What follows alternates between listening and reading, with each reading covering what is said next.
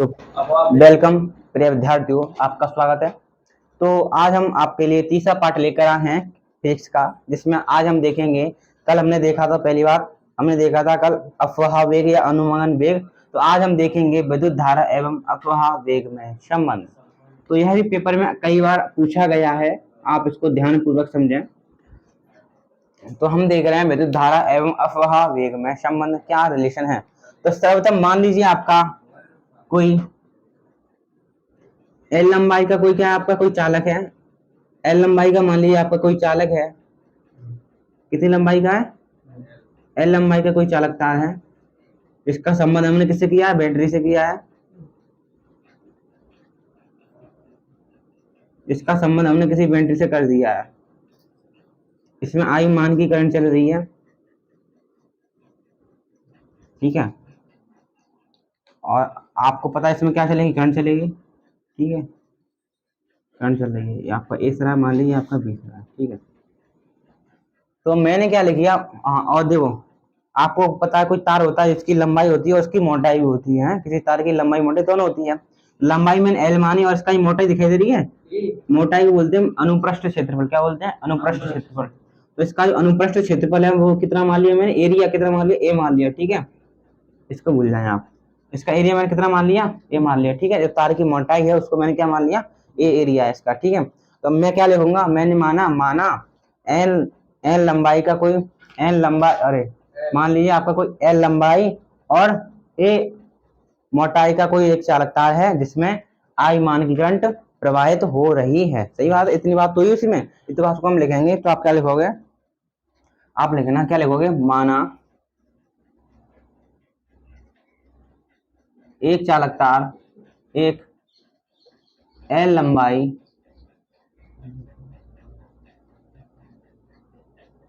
तथा ए मोटाई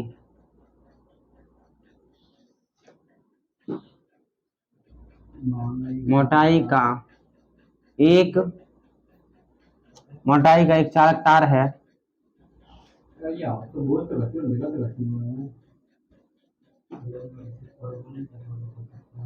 माना एक एल लंबाई तथा ए मोटाई का एक चालक तार है जिसमें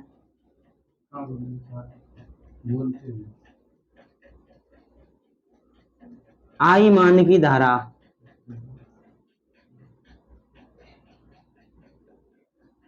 प्रवाहित हो रही है।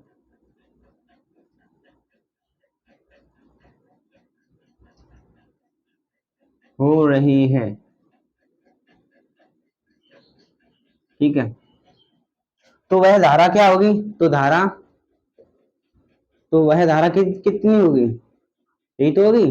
तो वह धारा आई बराबर क्यू बटे टी, यही तो होगी। आपने धारा सूत्र सुना? आई बराबर क्यू बाई टी, यही तो धारा होगी, इसमें बह रही होगी। तो मैंने लिखा माना एक एल लंबाई तथा ए मोटाई का एक चालक तार है जिसमें आई मान की धारा प्रवाहित हो रही है। तो वह धारा आई बराबर क्यू बटे टी होगी, ठीक है। होगी या नहीं होगी? होगी। चलो अब आपको क्या करना है, हम देख रहे हैं विद्युत धारा एवं अफवाह वेग में संबंध, ठीक है। तो आपकी विद्युत धारा तो पहले से ही उपस्थित है।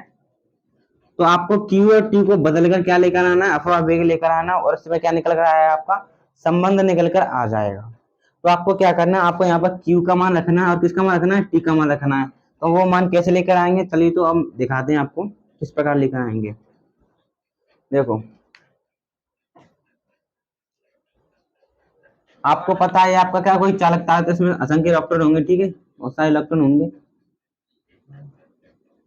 किधर चल रहे होंगे? इधर की तरफ चल रहे होंगे, ठीक है। वो तो आपको पता है, क्यों करंट इधर आई तो इलेक्ट्रॉन आपके इधर होंगे। अब आप ध्यानपूर्वक देखें, ये है आपका कोई चालक तार है, तो इसका कोई ना कोई आयतन होगा। होगा कि नहीं होगा? ये कोई चालक तार है, इसका कोई ना कोई तो आयतन होगा, वॉल्यूम, ठीक है।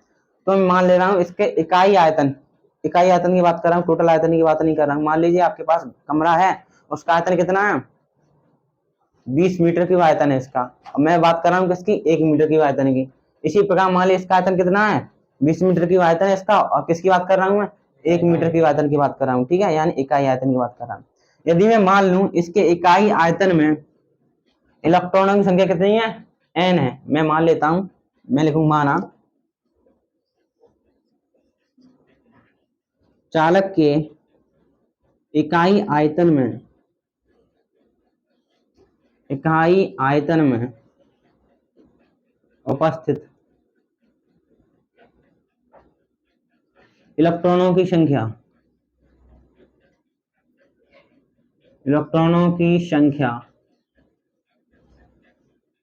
n है। यानी जो चालकता है, इसका आयतन तो बहुत सारा होगा, लेकिन मैं इकाई आयतन की बात कर रहा हूँ। इकाई आयतन में उपस्थित इलेक्ट्रॉनों की संख्या कितनी? n है। n है, ठीक है। और यदि चालक का आयतन कितना है, मैं मालूम, यदि चालक का आयतन, वो तो मैंने एग्जाम्पल के लिए माना है, यदि चालक का आयतन कितना है, यदि चालक का आयतन, चालक का कैसा आयतन? कुल आयतन। यदि चालक का कुल आयतन V है, तो उसमें उपस्थित कुल इलेक्ट्रॉन कितने होंगे?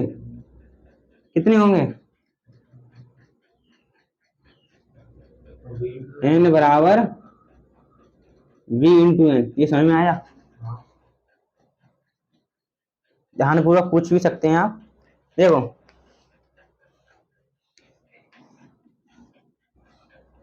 मैंने माना कोई चालक का इकाई आयतन कितने इलेक्ट्रॉन है? n इलेक्ट्रॉन है, छोटी वाली। यदि चालक का आयतन V है, तो उसमें उपस्थित इलेक्ट्रॉन की संख्या कितनी हो गई? V इंटू n है। आयतन इंटू इलेक्ट्रॉन की संख्या छोटी है। आपको मुझे पता है कुछ विद्यार्थियों को समझ में नहीं आया, आप इस एग्जाम्पल से समझें। मान लीजिए एग्जाम्पल एक साइड में ले रहा हूं, ठीक है। सपोज डेट आप मान लीजिए ये आपका कोई चालक तार है, इसका आयतन कितना है? इसका आयतन 30 मीटर क्यूब। कितना है? 30 मीटर की कुल आयतन है, ठीक है। समझ आ रहा हूं कि आपका Vn कैसे निकल कर आया, ठीक है। Vn कैसे निकल कर आया, तो सपोज डेट आप मान लीजिए इस चालक तार का आयतन कितना है? टोटल 30 मीटर क्यूब है। लेकिन मैंने यहाँ पर बात किसकी थी? चालक के इकाई आयतन की जो बात की थी, तो मैं इसकी इकाई आयतन की बात कर रहा हूँ। तो इसका इकाई आयतन कितना हो जाएगा? 1 मीटर क्यूब हो जाएगा। इसका इकाई आयतन 1 मीटर क्यूब हो जाएगा। तो मैंने माना इसके 1 मीटर क्यूब आयतन में इलेक्ट्रॉन की संख्या कितनी मानी मैंने? n मानी। कितनी? n मानी, ठीक है। n इकाई, चलो इलेक्ट्रॉनों की संख्या मान लो। चलो मान लीजिए इसके 1 मीटर क्यूब आयतन में इलेक्ट्रॉन कितने हैं? 2 हैं, ठीक है। कितने इलेक्ट्रॉन है? 2 इलेक्ट्रॉन है, ठीक है। अगर मैं पूछूं इसके कुल आयतन में कुल इलेक्ट्रॉन कितने होंगे, यानी इसका टोटल आयतन कितना है? 30 मीटर क्यूब। और इसके 1 मीटर क्यूब आयतन में कितने इलेक्ट्रॉन रखे हैं? 2 इलेक्ट्रॉन रखे हैं। और 30 मीटर क्यूब में कितने इलेक्ट्रॉन होंगे? समझ में आया ना? 1 मीटर क्यूब में 2 आदमी खड़े हुए हैं, तो 30 मीटर क्यूब आदमी कितने आदमी खड़े हो जाएंगे? उसका मल्टीप्लाई कर दो, तो 30 मीटर क्यूब में कुल इलेक्ट्रॉन कितने हो जाएंगे? 2 इंटू 30, यही तो हो जाएगा, यानी 60 इलेक्ट्रॉन होंगे। समझ में आया? 30 मीटर क्यूब उसका टोटल आयतन है। 1 मीटर क्यूब की बात करना है, उसके 1 मीटर क्यूब में 2 इलेक्ट्रॉन रखे हुए हैं। 30 मीटर क्यूब में कितने इलेक्ट्रॉन होंगे? 60 होंगे, सीधी सी बात है। इसी प्रकार मैंने माना कि यदि चालक का कुल आयतन कितना है? V, और इकाई आयतन इलेक्ट्रॉन कितने? n, तो कुल इलेक्ट्रॉन कितने होंगे? टोटल आयतन और इकाई आयतन उपस्थित इलेक्ट्रॉन की संख्या। देखो टोटल आयतन ये V1 हो गया, ये क्या है? इकाई आयतन उपस्थित इलेक्ट्रॉन की संख्या, तो Vn ही होगा। देखो यही तो सूत्र लगा Vn। ये क्या? देखो n वाला ही तो माना है, n वाला माना ये आयतन है आपका 30, यही लिखा है मैंने। समझ में आया ये वाला? ठीक है, चलो। इलेक्ट्रॉन संख्या n क्या है आपकी? इस चालक के अंदर उपस्थित कुल इलेक्ट्रॉन, ठीक है। तो n राम निकल कर आया Vn, ये निकल कर आया। देखो आप एक सूत्र जानते हैं, आयतन बराबर क्या होता है? आयतन बराबर आप जानते नहीं हो, आयतन क्या होता है आपका? आयतन बराबर क्या होता है? क्षेत्रफल इंटू लंबाई। जानते हो ना? क्षेत्रफल इंटू लंबाई क्या होता है? आयतन ही तो होता है। तो V बराबर संख्या में A इंटू एल, ये वो आपका क्षेत्रफल, ये आपकी लंबाई। क्षेत्रफल इंटू लंबाई क्या होता है? आपका आयतन होता है। तो V की क्या लिख लूंगा मैं यहाँ पर? A इंटू एल लिख लूंगा, सही है। A इंटू एल, n तो है ये आपका, ठीक है। तो इसमें उपस्थित कुल इलेक्ट्रॉन की संख्या कितनी निकल कर आई? A into L into n, ठीक है। आप इतना तार है, अभी आगे थोड़ा और करेंगे। अब हम लिखें आवेश के क्वांटम से, आवेश का क्वांटम क्या कहता है? आवेश के high performance long life quantum से आवेश का क्वांटम क्या कहता है? Q बराबर एन, यही तो कहता है आवेश का क्वांटम। किसी चालक में पथ से आवेश क्या होता है आपका? Q बराबर एन, ठीक है, हम जानते हैं Q बराबर एन। एन बड़े कहीं एन बड़ा एन बड़ा क्यों लिया? क्योंकि इसमें चालक में पथ से लौकिक संख्या कितनी है? एन है। हाँ, ई छोटी लेंगे वही वाली। तो एन के मान कितना है आप लगा दें? ए एल एन ई, ठीक है, Q बराबर ये निकल कर आ गया, ठीक है। अभी अपने समीकरण एक माना था, एन का मान कर दिया ए एल एन ये वाला, ठीक है। अभी आपने वो देखा था कि आई बराबर लिखा था Q बटे टी, तो आपका Q का मान तो निकल आया। अब आपको किसका मान चाहिए? टी का मान चाहिए। टी का मान मिल जाए उसको उसमें पटक देना, आपका आंसर आ जाएगा। उसका मान तो बहुत ही छोटा है। देखो इसमें इलेक्ट्रॉन भाग रहे हैं, इलेक्ट्रॉन भाग नहीं रहे हैं इसमें चालक के अंदर, तो इलेक्ट्रॉन भाग रहे हैं तो कुछ ना कुछ दूरी तय कर रहे होंगे, तो कुछ ना कुछ दूरी तय करने में समय भी लग रहा होगा, तो वही तो समय निकालना है। तो आप क्या लिखोगे? अतः चालक तार में इलेक्ट्रॉनों को दूरी तय करने में लगा समय।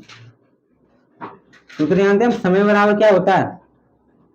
समय बराबर दूरी बट्टे चाल, दूरी बट्टे चाल, यही होता है। इसको छोड़ें, आप ये नहीं जानते चालक बराबर दूरी बट्टे समय? चालक बराबर दूरी बट्टे समय, यही तो सूत्र होता है आपका।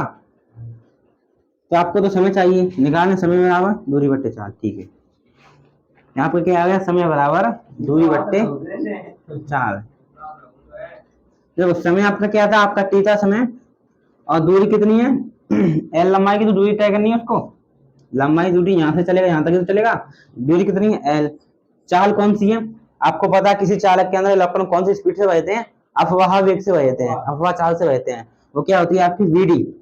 वीडी होती है, बस यही होती है वीडी। अब आपको क्या करना है? क्यू का और टी का मान उस वाले समीकरण में रखना है, एक नंबर में, ठीक है। आप उस समीकरण एक मान सकते हैं। आप क्या लिखोगे? समीकरण एक से, समीकरण एक से, समीकरण क्या कह रहा था आपका? आई बराबर क्यू बट्टे टी। क्यू का मान कितना है? ए एल एन ई, और टी का मान कितना है आपका? एल बट्टे वी डी ऊपर आया आपका है, ठीक है। एल से एल चला गया तो क्या निकल कर आया? आगे पीछे लिख रहा हूँ, ठीक है, N A E V D, ठीक है। आई बराबर ये निकल कर आ गया आपका, यही आपका अंतिम सूत्र है। आप देखें आई और वी डी में संबंध निकल कर आ गया, आपको दिखाई दे रहा होगा, आशा है, तो आप इसको नोट कर लें।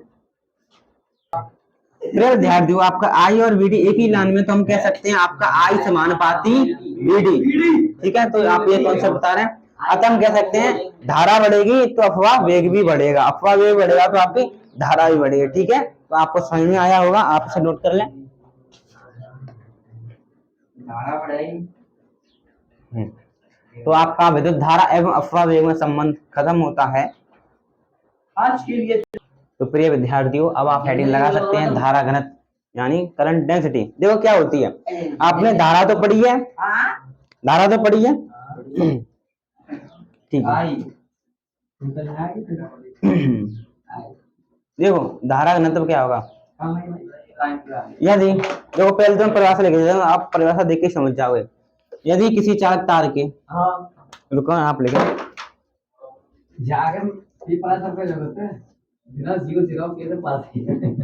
किसी चालक तार के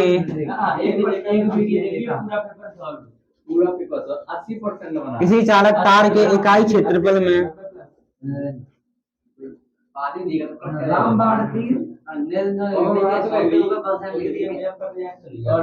प्रवाहित धारा धारा घनत्व कहलाती है। लिखने का आइडिया बता कैसे जाता है, अगर ये गलती करी तो फिर हो जाएगी।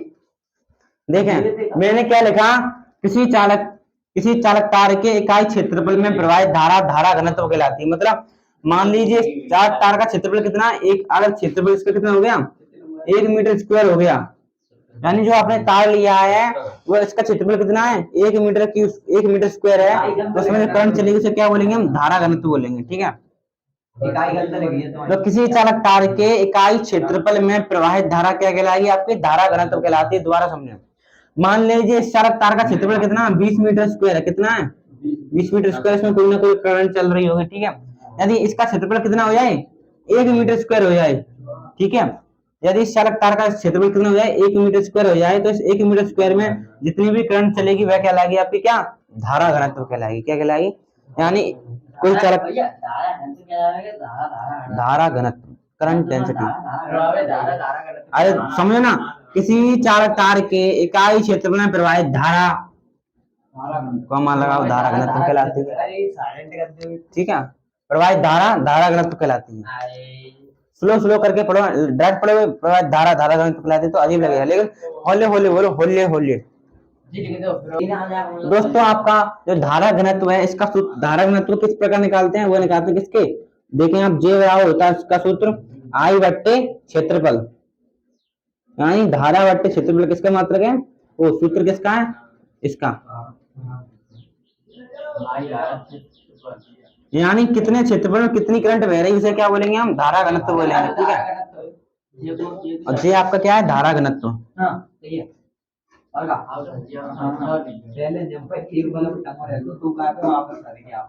धारा घनत्व होता है धारा बट्टे क्षेत्रफल। तो जो आपकी धारा घनत्व हमने पढ़ा था, इस राशि पूछे, राशि कैसी है? यह आपकी कैसी राशि है? यह आपकी सदिश राशि है। कैसी राशि है? सदिश राशि है। कैसी राशि है? धारा घनत्व। धारा घनत्व कैसी राशि है? आपकी सदिश राशि है। आपका वो सदिश का दिशा बताओ, जो आपकी धारा चलती है असली वाली, उसी की दिशा में क्या होती है? इसकी दिशा होती है, ठीक है। राशि कैसी है? सदिश राशि है। अब मात्रक की बात करें हम, देखो इसका मात्रक क्या हो जाएगा? अभी हमने देखा था आई बराबर जे बराबर क्या था आपका? धारा बट्टे क्षेत्रफल, यानी धारा का मात्रक एम्पियर, ठीक है। धारा का मात्रक एम्पियर और इसका मात्रक क्षेत्रफल, यानी क्या? एम्पियर बट्टे मीटर स्क्वायर क्या हो गया? आपका मात्रक हो गया, ठीक है। किसका? धारा घनत्व का। अब इसकी विमा देखें, इसकी क्या देखें? क्या देखें? विमा। एम्पियर की विमा कितनी होती है आपकी? ए, और मीटर स्क्वायर की विमा कितनी होती है? L square. ऊपर ले जाए तो आपकी विमा हो जाएगी ए एल, आप इस प्रकार लिखेंगे एल माइनस 2 A1। ये आपकी क्या हो गया? धारा घनत्व हो गया। किसका? धारा घनत्व की विमा हो गई, ठीक है। विमा यही होगी। तो प्रिय विद्यार्थियों, हम यहाँ पर देख रहे हैं धारा घनत्व एवं अफवाह वेग में संबंध। जैसा कि दोस्तों अभी हमने देखा था धारा एवं अफवाह वेग में संबंध क्या था आपका? वह था आई बराबर,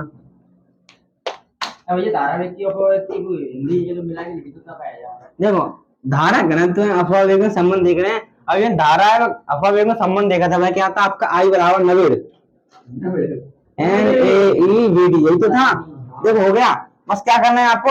क्षेत्रफल आई के नीचे ले आओ, आई बट्टे ए बराबर NeVD, और क्षेत्र धारा बट्टे क्षेत्रफल क्या होता है आपका? धारा घनत्व होता है, बताया था मैंने। ये क्या निकल कर आपका? जे निकल कर आएगा, जे बराबर NeVD आपका संबंध हो गया, ठीक है। यही आपका क्या है? धारा घनत्व हो गया। अभी और संबंध देखेंगे हम, आप इसको उतारा। प्रिय विद्यार्थियों, अब आप हेडिंग लगाएं अफवाह वेग एवं विभव में संबंध। अफवाह वेग एवं विभव में संबंध। तो जैसा कि आपने अभी पढ़ा था, अफवाह वेग का सूत्र क्या होता है आपका? Vd बराबर माइनस ई टाउ बट्टे m। यही था। आपको क्या करना है? ई का मान लगा देना, आपका काम हो जाएगा। तो ई बराबर आपने सुना है? ई बराबर क्या होता है आपका? 50,000 रुपए दे देना, आपका काम हो जाएगा। ई बराबर आपने सुना सूत्र? माइनस के v बट्टे एल। दूसरे चैप्टर में संबंध लिखाया था मैंने, विद्युत क्षेत्र की तीव्रता एवं विभव में संबंध फर्स्ट दिन ही लगाया था, यही तो था। ध्यान है कि नहीं? आपने ऐसे याद किया होगा, माइनस के dv बाई dr। फिर मैंने लिख दिया था वो करने के लिए, क्या करने के लिए? न्यूमेरिकल करने के लिए आप क्या लिखेंगे? v बट्टे r, ठीक है। लेकिन r यहाँ पर क्या एल नहीं है, 7 तार की लंबाई, इसलिए मैंने आर की जगह क्या मान लिया, एल मान लिया है। ठीक है, ठीक है। तो आप यहाँ पर ई की जगह लिख देंगे क्या, ये आपको पता है अफवाह वेग वाला, पता है, पता है, पता है। देखो अब आपको क्या करना है, ई का मान लगा देना है। देखो आपको देखो क्या लिखा है, अफवाह वेग एवं विभव में संबंध दर्शाना है। आपको अफवाह वेग का आपको दिया ही है वीडी, आप विभव लेकर आना है, विभव कहाँ से लेकर आओगे, तो विभव का सूत्र लगाना पड़ेगा यहाँ पर। तो हम जानते हैं ई बराबर क्या होता है आपका, ई बराबर होता है माइनस के वी बट्टे एल होता है, ये होता है, दूसरे चैप्टर में लिखाया है मैंने। तो ई की जगह आप लगा दो वी बट्टे एल, क्योंकि तो ई वी की जगह लगा दूंगा वी बट्टे एल, माइनस में यूनिटी है ही है, बट्टे एम तो है ही है। देखो अब माइनस माइनस क्या हो गया आपका प्लस हो गया, ई वी टा बट्टे एम एल, यही आपका क्या हो गया, संबंध हो गया। बस हो गया, कुछ था इसमें, कुछ नहीं था। प्रिय विद्यार्थियों आपका स्वागत है। तो हमने देखा था ओम का नियम, ओम्स लॉ, ये आपने हाई स्कूल में भी पढ़ा होगा। ठीक है, आपने क्या पढ़ा था, ओम्स लॉ क्या होता है, यदि किसी चालक तार की भौतिक अवस्था समान हो, जैसे ताप दाब आयतन, तो उसे हम उसके, ठीक है, कुछ विद्यार्थी यहाँ पर हंसी मजाक कर रहे हैं। प्रिय विद्यार्थियों आप जानती हैं ओम का नियम क्या कहता है, आपने हाई स्कूल में सीखा होगा। हाई स्कूल में ओम का नियम कहता था यदि किसी चालक की भौतिक अवस्था जैसे ताप दाब आयतन कैसे हो, निश्चित हो, धारा तथा प्रतिरोध के कांस्टेंट हो, तो धारा के स्वरूप पर उत्पन्न, चालक के स्वरूप पर उत्पन्न विभवांतर क्या होगा, धारा के समानुपाती होगा। तो ओम का नियम क्या कहता है, ओम के नियम से हम कहेंगे, ओम के नियम से, ओम के नियम से क्या हो जाएगा आपका, V समानुपाती आई, समानुपाती उठाएंगे तो R कांस्टेंट आएगा, तो V बराबर निकल कर आपका निकल कर आया आई आर। जहां आपका R क्या है, जहां पर R क्या है आपका प्रतिरोध, चालक का नियतांक प्रतिरोध, ठीक है, R क्या है आपका प्रतिरोध है, आप इस बात को नोट करें। तो प्रिय विद्यार्थियों आपने यहाँ से हम R का मान निकालना, R क्या है आपका, R बार निकल कर आएगा V बट्टे आई। आपने स्कूल में सुना होगा विभव एवं धारा का जो अनुपात होता है वह क्या कहलाता है, आपका प्रतिरोध कहलाता है। जब हम विभव और धारा के मध्य ग्राफ खींचते तो हमें कैसी रेखा प्राप्त होता है, सीधी एवं सरल रेखा प्राप्त होता है। आपने स्कूल में सुना होगा, विकल्प भी आते हैं इस पर। तो जब हम विभव एवं धारा के मध्य ग्राफ खींचते हैं तो आपका एक सीधी रेखा में निकल कर आता है, जैसे हम क्या बोलते हैं, प्रतिरोध बोलते हैं। ठीक है, ठीक है। तो आपसे कोई पूछे विभव एवं जब धारा के मध्य ग्राफ खींचते हैं तो आपका जो सीधी रेखा हम कांस्टेंट रूप में निकलता है उसे क्या बोलते हैं, हम प्रतिरोध बोलते हैं। ठीक है, तो आपका क्या हो, ग्राफ हो गया विभव एवं धारा के मध्य का। ठीक है, हाँ बस हो गया आपका, कुछ नहीं। अब ग्राफ के निरूपण देख रहे हैं आप, हो गया आपका ग्राफ। अब आप हेडिंग लगाएं, प्रतिरोध क्या होता है। तो प्रिय विद्यार्थियों अब आप हेडिंग लगाएं, प्रतिरोध क्या होता है। प्रतिरोध, आपने प्रतिरोध विरोध, किसका विरोध, धारा का विरोध, प्रतिरोध विरोध, किसका विरोध, धारा का विरोध। यानी किसी चालक तार में प्रवाहित धारा में उत्पन्न अवरोध, विरोध क्या कहलाएगा, प्रतिरोध कहलाएगा। ठीक है, तो आप क्या लिखोगे, किसी चालक तार में, किसी चालक तार में, किसी चालक तार में प्रवाहित धारा का विरोध प्रतिरोध, प्रवाहित धारा में उत्पन्न अवरोध प्रतिरोध कहलाता है।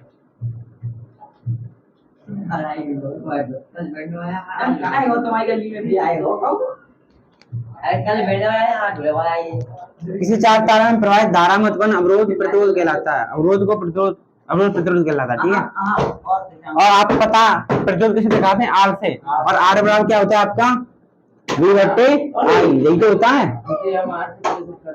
आर से तो आपको सबको पता है। अब इसकी देखो राशि, कैसी राशि है ये आपकी, ये आपकी राशि कैसी है, ये आपकी अदिश राशि है। कैसी राशि है, आपकी अदिश राशि है।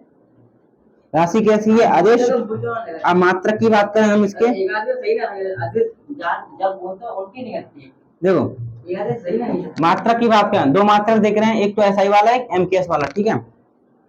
एमकेएस में इसका मात्रक देखें, एमकेएस में मात्रक क्या होगा, इसी से निकालना क्या होगा इसका, बराबर आ गया। वोल्ट वोल्टे धारा, volt VoLTE ampere, volt VoLTE ampere.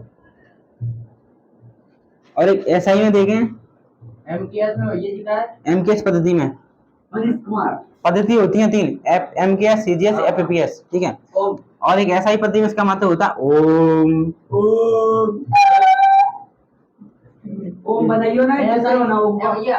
आज मेरा ऐसा की पद्धति होता है। हाँ। तो प्रिय विद्यार्थियों, आज के लिए इतना ही, धन्यवाद।